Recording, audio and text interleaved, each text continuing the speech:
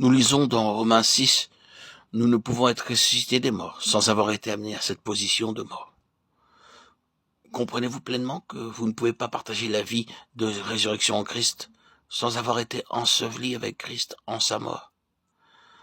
Votre fondement, votre base est dans sa mort. C'est là que vous avez été planté, enraciné, de façon à ce qu'aucun orage ne puisse vous en arracher. On dit que le chêne s'enracine par l'orage. Vous êtes comme le chêne, et Dieu vous enverra beaucoup d'orages pour vous enraciner. Plus la puissance de la vie divine sera forte en vous, plus Dieu la mettra à l'épreuve. Et à mesure qu'il la met à l'épreuve, elle se fortifie dans ses racines. Vous ne pourrez jamais connaître la victoire décrite dans Ephésiens 1 d'une façon permanente si vous n'avez pas expérimenté Romains 6 comme base personnelle et ininterrompue. Vous demandez ce qu'est Romains 6. Écoutez l'apôtre. Ne savez-vous pas? Ne savez-vous pas? Oui. L'apôtre questionne. Nous sommes ignorants. Les 99% de l'Église sont ignorants. Ils pensent que Romains 6 est seulement de la théologie. Ils ont relégué ce chapitre sur les planches de leur bibliothèque théologique. Oui.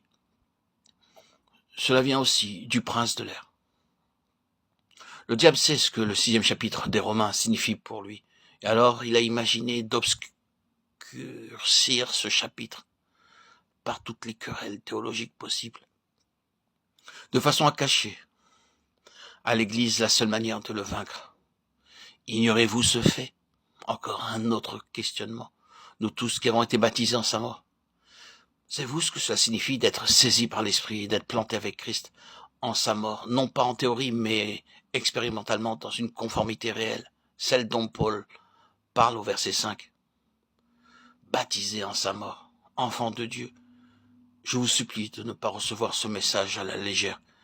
Quand vous serez dans la gloire, vous regretterez amèrement d'avoir entendu ces choses, de les avoir critiquées comme étant simplement des études ou des idées sur la vérité.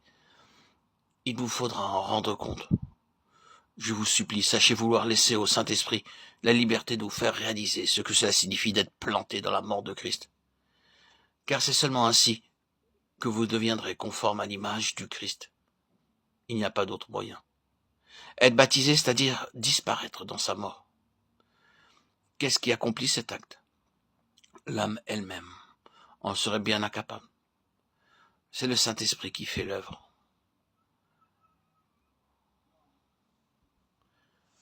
Le Saint-Esprit a deux choses à faire dans le croyant, comme il a deux choses en Christ.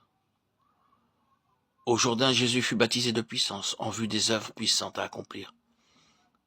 Mais le Jourdain était la préparation pour le calvaire. Au calvaire, nous ne voyons pas une œuvre puissante visible, et cependant le calvaire fit davantage pour le salut du monde que les guérisons ou les miracles de Jésus en Galilée. Nous pensons trop à accomplir des œuvres puissantes, et trop peu à suivre le Maître en sa mort, Matthieu 14, 12.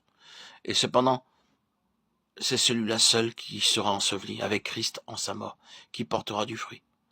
Vous pouvez avoir une activité dévorante toute votre vie et n'arriver qu'à peu de résultats.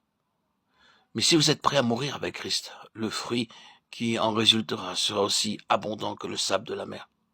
Il n'y a pas de limite au fruit qui sort de la mort. Jean 12, 24.